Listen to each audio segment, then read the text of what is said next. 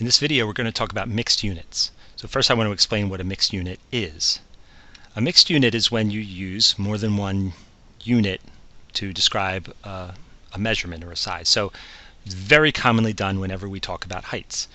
When somebody says their height, they might say my height is 5 feet 6 inches. They use feet and inches combined to describe their height. They don't say it just in feet, and they don't say it just in inches. So 6 inches is half of a foot, right? So if they said it just in feet, it would be 5.5 or 5.5 feet. If they wanted to convert totally to inches, it turns out it's 66 inches. So 5.5 feet or 66 inches are two other ways to say it, but most of us would say feet inches. We would just use the whole number part of the feet and then figure out how many inches are left over. That's a common way to do it. So that's what we mean when we say a mixed unit. Here's another example. It happened exactly 2 years, 53 days, and 4 hours ago. That is a mixed unit, right? It's years, days, and hours to measure the time. We could measure it just in years. It actually turns out to be 2.14 blah blah blah years. You could measure it just in hours. It's a lot of hours. It's 18,796 hours. Okay, or you could do it in days, which I actually haven't figured out. But those are two other ways to say it. But the years, days, hours way of saying it makes a lot of sense. Okay, so let's talk about how to go back and forth between sort of using a single unit and then using a mixed unit.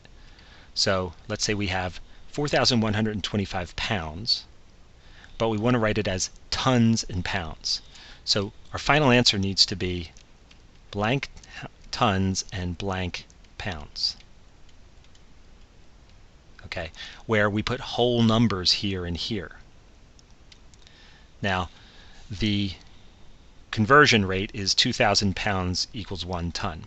So this is how we do it. We start with our 4,125 pounds, and we divide 2,000 into it because we want to see how many tons we can get out of 4,125 pounds. And you can use your calculator or whatever, but 2,000 goes into 4,125 2 times, and then 2 times 2,000 is 4,000. So what we have left over is 125 pounds. So we've got 2 tons and 125 pounds left over. So the answer is 2 tons and 125 pounds. That would be the mixed unit way of saying 4,125 pounds. So it's kind of a division, and then you get the quotient as a whole number, and you get the remainder as a whole number. We try another one. Convert 125 inches to yards, feet, inches. So we want blank yards, blank feet, blank inches, all whole numbers plugged in.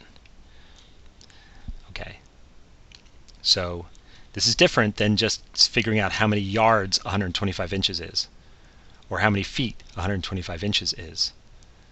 Those presumably would be not whole numbers. They would be decimal answers. But we want so many yards, so many feet, so many inches, and combined that equals 125 inches. Okay, so 3 feet is 1 yard and 12 inches is 1 foot.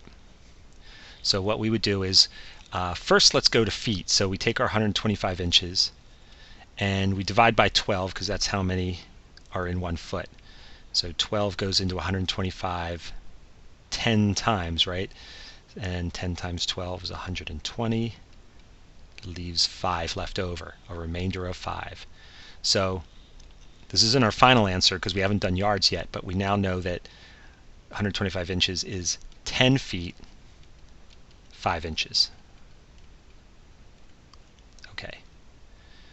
So, but we haven't done yards, and we can certainly get at least a couple of yards out of 10 feet, right?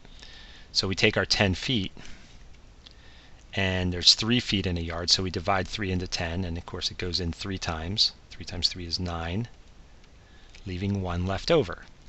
So 10 feet is really 3 yards and 1 foot left over. So 3 yards and 1 foot. and we still had the 5 inches from the first part, the first calculation.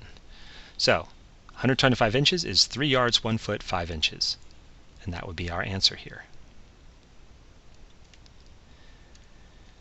Now, just to do an example where we convert back the other way, we start with mixed units, 3 days, 8 hours, 14 minutes.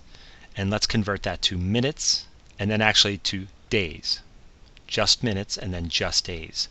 So it's like single units. We're starting with a mixed unit. 24 hours in a day, 60 minutes in an hour. All right. So, whereas when we were going the other way, we divided, here we're going to multiply because we're going the other way, so it's kind of the opposite or the inverse. So what we'll do is first we'll make days be hours, and then we'll fold it in with the 8 hours here. So 3 days times 24 hours is actually 72. So those 3 days are 72 hours plus the 8 hours, so we have 80 hours. And we still have the 14 minutes that we haven't touched yet. So we just turned days into hours and put them together. So now we're at 80 hours. Now we'll convert to minutes. So we take the 80, and of course there's 60 minutes in an hour, so we multiply by 60. That's 4,800 minutes, plus 14 additional minutes, so that's 4,814 minutes. Okay, so that's the answer to part A.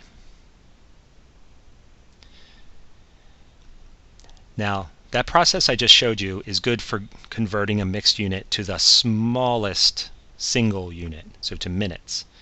And that's what I would recommend doing, just going right to minutes, going to the smallest one. It'll probably be a big number because it's in the smallest unit. And then if you need to convert it to anything else, just go from there. Let's not go back to 3, 8, 14. Let's just work off of this.